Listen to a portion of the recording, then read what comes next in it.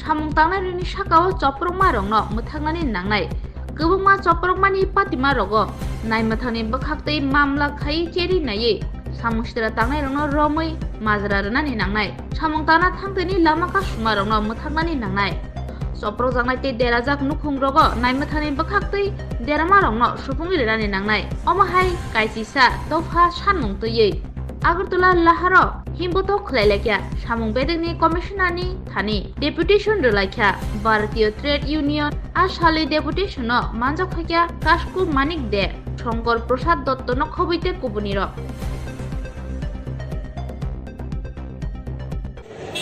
বেশি দিন হয়নি সম্ভবত তারা 9 তারিখে ভোটার শপথ নিয়েছেন 2 তারিখে ভোট গণনা হয়েছে এই মাসে আপনারা কেন রাস্তায় নামবেন হঠাৎ করে একটু সময় তো সরকারকে দেওয়া দরকার ছিল আমরা রাস্তায় নামতে চাইনি সরকার এসছে সরকার তার প্রতিশ্রুতি অনুযায়ী কাজ করুক এটি আমরা চেয়েছিলাম উপায়হীন হয়ে গেছি আমরা এই কান্না সহ্য করা যায় না বাড়ি ছাড়া করেছেন শয়ে শয়ে অসংখ্য প্রতিদিন চলছে বাড়ি ছাড়া করার বিষয় অনেকে বাড়িতেই ফিরতে পারছেন না গণহারে জরিমানা চলছে মোটর স্ট্যান্ডে অটোগুলো ঢুকতে গেলে টাকা দিতে হবে তাহলে শাস্তি পাবো কি শাস্তি বামফ্রন্টে নাকি সমর্থন করেছে বামফ্রন্টকে ভোট দিয়েছে এটা অপরাধ এবং এই অপরাধে তাদের মোটর স্ট্যান্ডে ঢুকতে দিচ্ছেন না যার যার লাইনে স্ব রুটে ই রিক্সা অটোরিক্সা লাইট ভেহিকেল এমনকি ছোট ছোট যে মালবাহী গাড়িগুলো আছে এগুলো চালাতে দিচ্ছেন না বিভিন্ন রুটে বাধা দিচ্ছে সংখ্যাটা 1-2 না সংখ্যাটা হলো প্রায় এটা প্রথমে ছিল সহস্রাধিক এখন গিয়ে এটা কমে আমাদের কাছে যা হিসাব 550 থেকে 600 এই ধরনের একটা যানবাহন রাস্তায় নামতে পারছেন না একটা সংখ্যক পুড়িয়ে দিয়েছেন ভাঙচুর করে দিয়েছেন একটা গরিব শ্রমিক টাকা ধার খরচ করে বা একটা বেকার যুবক ব্যাংক থেকে ঋণ নিয়ে একটা অটো বা ই রিক্সা চালিয়ে বা একটা গাড়ি চালিয়ে তার জীবিকা নির্বাহ করে এই যে সিদ্ধান্ত নিয়ে এগুলো করছেন এটাই কি আপনাদের সরকারের কর্মসূচি হওয়া উচিত যদি দল থেকে বাধা থাকে দলের নির্দেশ থাকে যে দল এখন সরকারে আছে তাহলে এমনটা হতে পারে এমনটা করতে পারে সরকারের যিনি মুখ্যমন্ত্রী তিনি প্রকাশ্যে বলেছেন এই ধরনের হামলা হুজ্জুতি যেখানে যেখানে আছে সেগুলো বন্ধ হওয়া উচিত ওনার কত তো বার্তা দিচ্ছেন না ওনার কত শুনতে চাইছেন না এবং উনি যে আবেদন রেখেছেন সেই আবেদনের তোয়াক্কাই করছেন না অব্যাহত আক্রমণ এবং সন্ত্রাস চলছে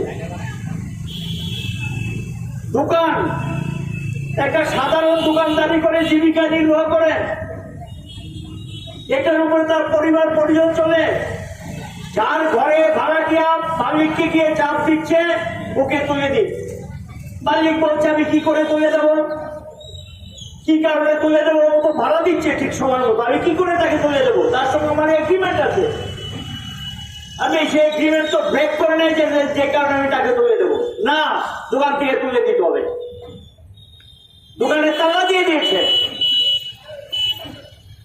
সাধারণ রাস্তার কিনারে বসে একটু ফুটপাতে দোকানদারি করে সাপ্তাহিক বাজারে গিয়ে দোকানদারি করে এদের জায়গাগুলো থেকে তাদেরকে তুলে দিয়েছেন অসংখ্য দোকানে তালা ঝুলিয়ে দিয়েছেন এসডিএম কে জানানো হয়েছে ডিএম কে জানানো হয়েছে পুলিশকে জানানো হয়েছে তাদেরকে তোয়াক্কাই করে না পাত্তাই দিচ্ছেন না আমি জানি না কোথাও কোথাও তারা উদ্যোগ নিয়েছেন কোথাও কোথাও উদ্যোগ নেননি উদ্যোগ নেওয়ার পর তাদের কথা শুনতে চাইছেন না এটা চলতে পারে ভোট দেওয়া যার যার অধিকার কে কাকে ভোট দেবে কে কাকে সমর্থন করবে কে কাকে ভালোবাসবে সেটা যার যার অধিকার এই অধিকারে কি হস্তক্ষেপ করা যায় এই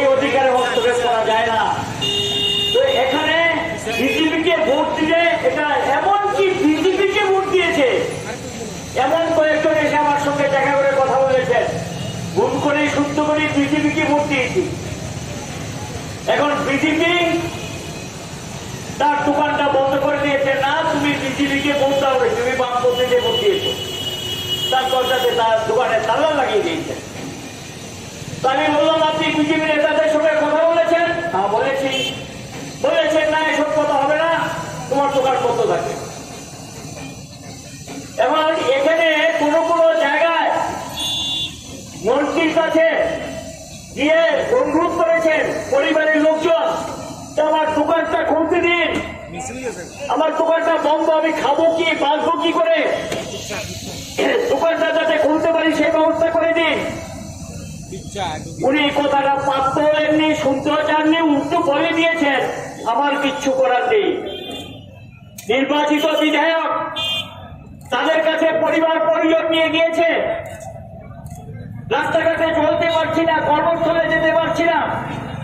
আপনি তো নির্বাচিত বিধায়ক, ভোট শেষ, বিধায়ক সকলের, ভোট শেষ, মন্ত্রী সকলের, সকলের দায়িত্ব তাদেরকে নিতে হয়। তাহলে আপনি কি দায়িত্ব নেবেন না? আপনাকে মতো একটা ভূমিকা নিতে হবে, যাতে আমরা আমাদের জীবিকাটা নির্বাহ করতে পারি, খেয়ে বেঁচে থাকতে হয়, সেই ব্যবস্থা আপনাদেরকে করা উচিত। এই আবেদন, এই অনুরোধই তাদেরকে জানানো হয়েছিল, এই আবেদনই আমরা করেছি, কিন্তু না, এটাও তারা শুনতে চাইছেন না এবং সেই কথাতে কোনো কর্ণপাত করতে চাইছেন না। এখানেও গিয়ে বলছে যে না, হবে না, খোলা যাবে না।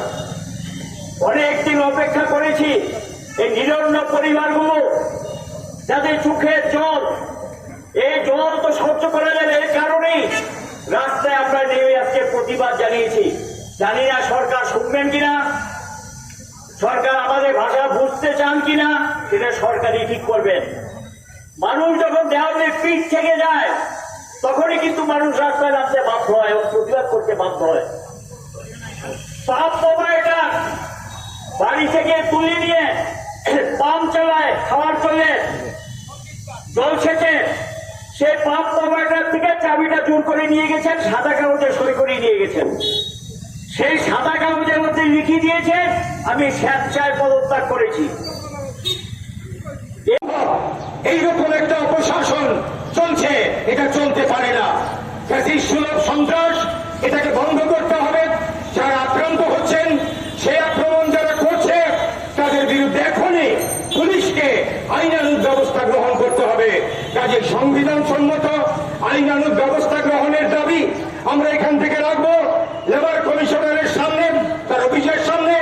আর যারা আক্রমণ করছে তাদের গ্রেপ্তার চাইছি। যারা ক্ষতিগ্রস্ত, তাদের হিসেব করে ক্ষতিপূরণের ব্যবস্থা করতে হবে।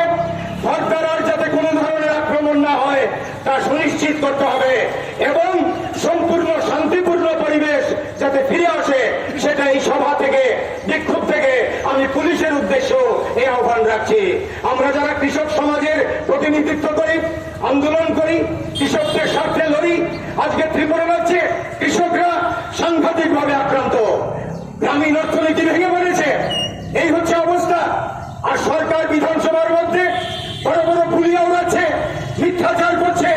এই সরকার এই যে সংখ্যালঘিষ্ঠ ভোট পেয়ে সংখ্যাগরিষ্ঠ আসনে সরকার করেছে, তাদের আত্মশুদ্ধির কোন রকম চেষ্টা আমরা দেখছি না। তারা তাদের অন্যায় কাজকে তারাকে কাভার দেওয়ার জন্য, অন্যায় কাজকে লুকানোর জন্য, তারা উল্টো দিক থেকে মানুষের দৃষ্টিকে ঘুরিয়ে দেওয়ার জন্য অন্যদিকে অন্য রকমের কথা বলে গোটা এই যে সন্ত্রাসের পরিস্থিতি, তাকে তারা চাপা দিতে চাইছে, দুষ্কৃতীদেরকে তারা প্রশ্রয় দিতে চাইছে। এটাকে আমরা নিন্দা করি, প্রতিবাদ করি। এবং লেবার কমিশনার, আপনারও দেখার ব্যাপার আছে, শ্রমিক শ্রেণী যারা উৎপাদন করে, তাদের উপর যদি এইভাবে আক্রমণ চলে, তাহলে পরে রাজ্যের অর্থনীতি ভেঙে পড়বে না তো কি হবে? এই রাজ্যে আজকে অবস্থা কি? বাড়িঘর ছাড়া হাজার হাজার মানুষ। কাজে আমি আমার কথা আর বাড়াতে চাই না, শুধু এটাই বলবো, লেবার কমিশনার আপনার এখতিয়ারে, আপনার জুরিসডিকশনে যেই ব্যাপারগুলো পড়ে, সেই বিষয়গুলো আপনারা বিবেচনা করবেন, আপনি করবেন।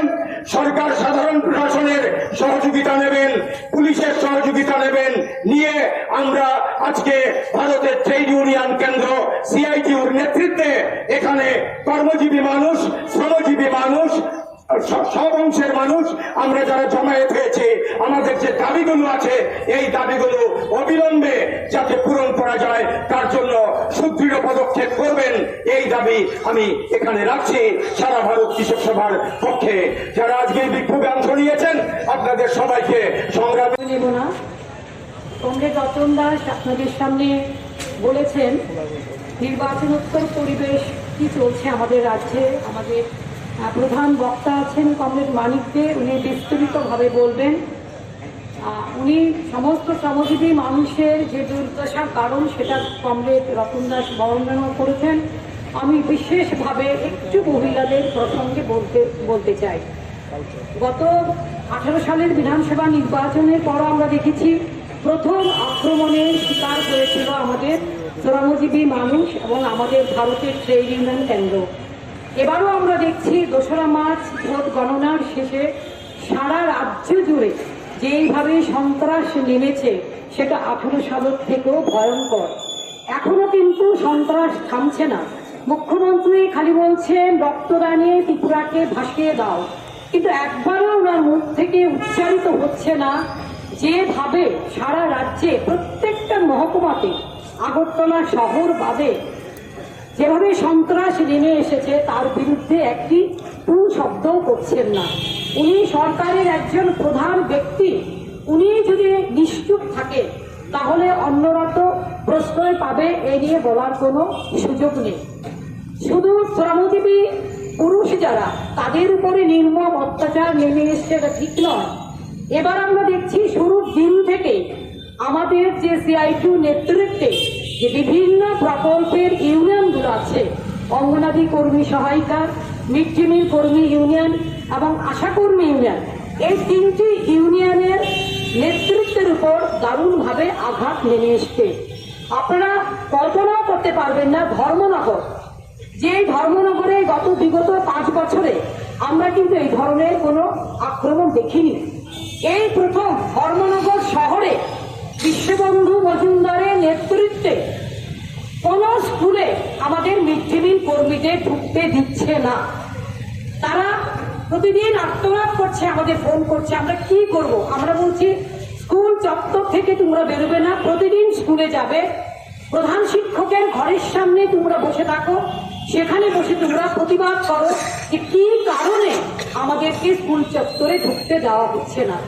অনুরূপভাবে আমরা খোয়াইও দেখেছি এবং সাবরুমা দেখেছি। 3টি মহকুমা থেকে এখন পর্যন্ত আমাদের কাছে নানান অভিযোগ এসেছে।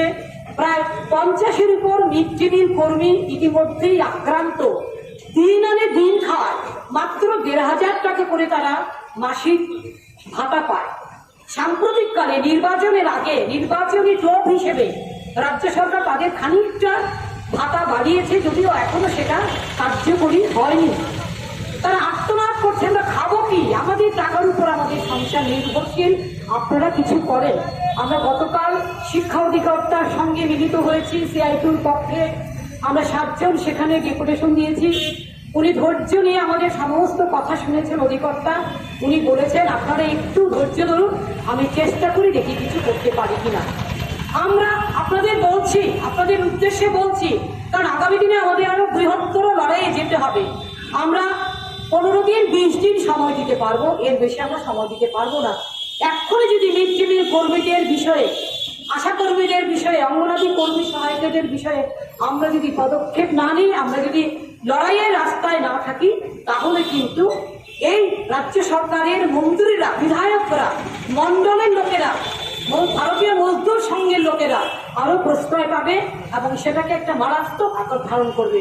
শুধু ধর্মনগর নয়, খোয়াই থেকেও আশা করুন মিড ডে মিল কর্মীরা আমাদের কাছে অভিযোগ করছেন, সাবরুম থেকে আমাদের কাছে অভিযোগ আসছে যে আমাদের স্কুলে ঢুকতে দিচ্ছে না, কোনো কারণ দেখানো হয়নি। আমরা বলছি তোমাদের যদি স্কুল চত্বরে ঢুকতে না দেয়, প্রধান শিক্ষকের কাছে ঘরের সামনে গিয়ে ধর্ণা দাও, বলো আমাদের কাগজ দিতে হবে কি কারণে আমরা স্কুল চত্বরে ঢুকতে পারবো না, কেন আমাদের স্কুলে ঢুকে রান্না করার অধিকার থেকে আমাদের বঞ্চিত করা হবে। পেটে লাথি মারা হচ্ছে গরিব মানুষকে, শ্রমজীবী নারীকে। তার বিরুদ্ধে আমাদের লড়াইয়ের জায়গাটাকে ভালোভাবে আরো বেশি শক্ত করতে হবে। আশা কর্মীদের উপর কিন্তু বিগত 5 বছরে আমরা কোনো আক্রমণ দেখিনি। কিন্তু এই প্রথম আমরা দেখছি আশা কর্মীদের ডেকে ডেকে হয়রানি করছে, সেখানে ভারতীয় মজদুর সঙ্গে লোকেরা এবং স্থানীয় কাউন্সিলরের নেতৃত্বে এই ঘটনা হয়েছে। আমি এখানে সেন্টারের নাম বলবো না, যদি আজকে সাব সেন্টারের নাম বলে আজকেই তার বাড়ি আক্রান্ত হবে। এবং অঙ্গনাদি কর্মীদের সেন্টারে গিয়ে যথেচ্ছভাবে নোংরা ভাষায় বলে উচ্চারণ করা যায় না। শান্তির বাজার থেকে আমাদের একজন নেত্রী ফোন করে বলেছেন উচ্চারণ করতে পারবো না, এমন অকথ্য ভাষায় আমাদের সেখানে গালি দেওয়া হচ্ছে। এটা কতদিন আমরা সহ্য করব?